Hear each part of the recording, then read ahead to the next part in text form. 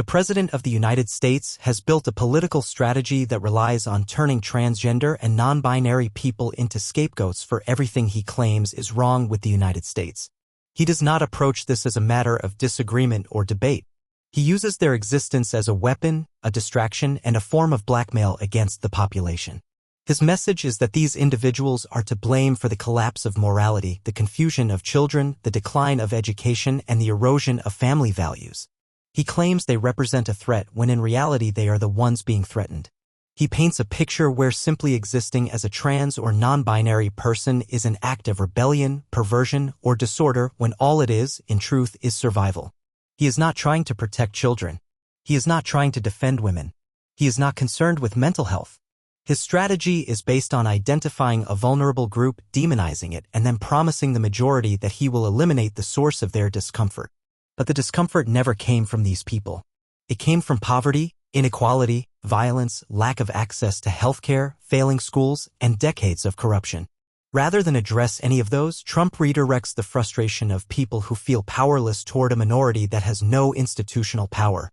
He offers them a sense of control not by solving their problems but by allowing them to participate socially and politically in the destruction of others. He claims transgender and non-binary people are mentally ill yet does not propose to help them. He refuses to fund healthcare for them, refuses to protect them from violence, refuses to recognize their rights. His goal is not to offer support. His goal is to make them disappear from public life, from records, from education, from medicine, from law, and from memory. He pushes policies that erase their gender from identity documents. He prohibits discussions of their existence in classrooms. He removes protections against discrimination. He blocks access to gender-affirming care. He goes as far as criminalizing parents, doctors, and teachers who support trans youth. All of this under the false justification that he is saving the country. Trump denies science openly. He ignores decades of research in psychology, medicine, psychiatry, sociology, endocrinology, and neuroscience that affirm the reality of gender identity and the effectiveness of gender-affirming care. He declares the consensus of the scientific community irrelevant. He encourages a return to outdated, disproven, and harmful ideas. This is not ignorance. It is a political calculation. By rejecting science, he frees his supporters from having to question themselves. He tells them, you are right to be afraid, right to be angry, right to reject change. And instead of asking them to grow, he tells them to punish others. This punishment is not symbolic. It is material, social, and physical. Trans and non-binary people lose access to healthcare, education, housing, employment, and legal protection. They face harassment, aggression, and exclusion on a daily basis. They are targeted in laws, in media, in online platforms, and in public discourse. When Trump speaks, people act. They act in ways that harm real people, children, teenagers, adults. They act in schools, in families, in hospitals, in courts, and in the streets. His words give permission. His policies give structure. His silence gives approval. Trump's denial of the existence of transgender and non-binary people is not passive. It is active erasure. He does not just say, I disagree.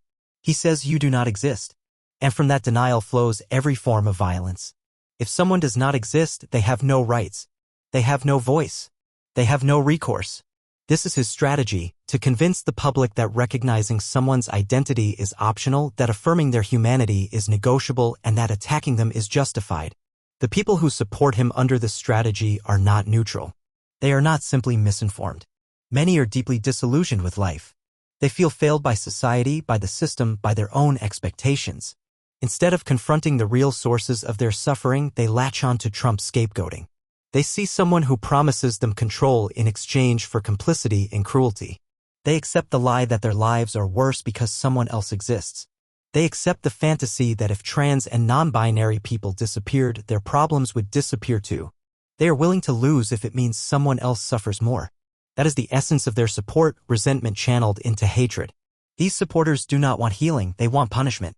They are not fighting for freedom, they are fighting for hierarchy. Trump offers them a simple exchange, obedience in return for superiority over someone else. He does not offer solutions, he offers enemies. He does not offer peace, he offers blame. And what he demands in return is loyalty to a worldview where difference equals danger, where science is betrayal, and where compassion is weakness. This is a political campaign built on erasure, not just of people but of truth. It is not just about trans and non-binary people.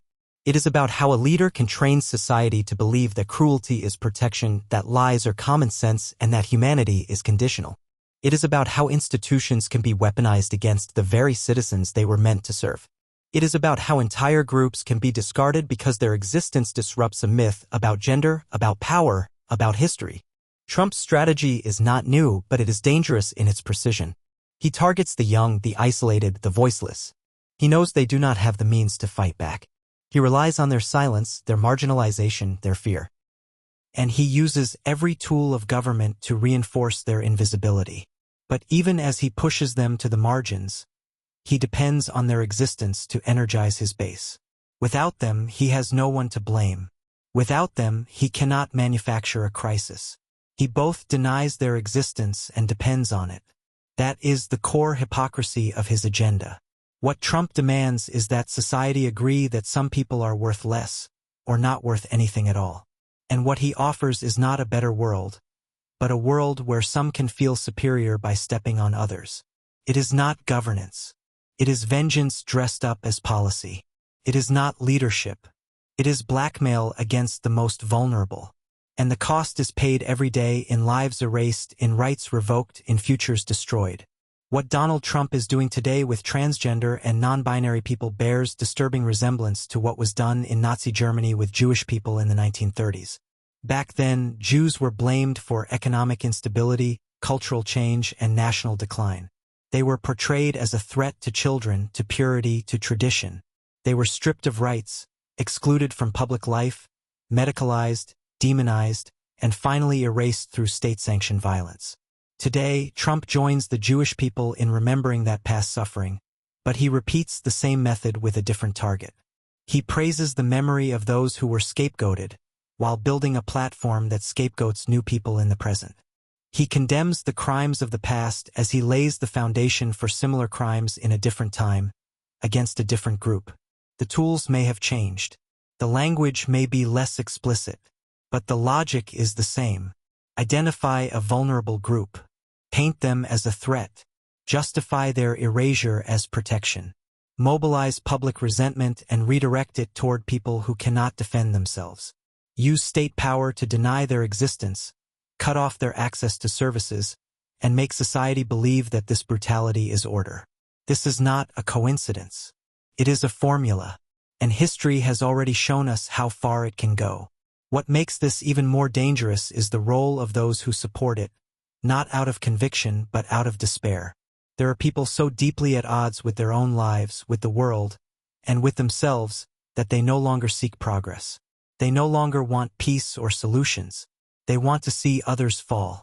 They measure success not by what they gain, but by how much others lose. They are willing to suffer if it means someone else suffers more. They vote not with hope, but with vengeance. They cheer not for policies, but for punishment. These are the people Trump reaches most easily. He offers them a cause that does not require responsibility. He gives them a target and calls it clarity. He lets them believe they are saving something, when in truth they are destroying it. And he does it all while pretending to defend history, freedom, and values, when he is dismantling each of those word by word, action by action. He does not honor the memory of those who suffered. He exploits it while ensuring others suffer again under different names but for the same reason, because they exist.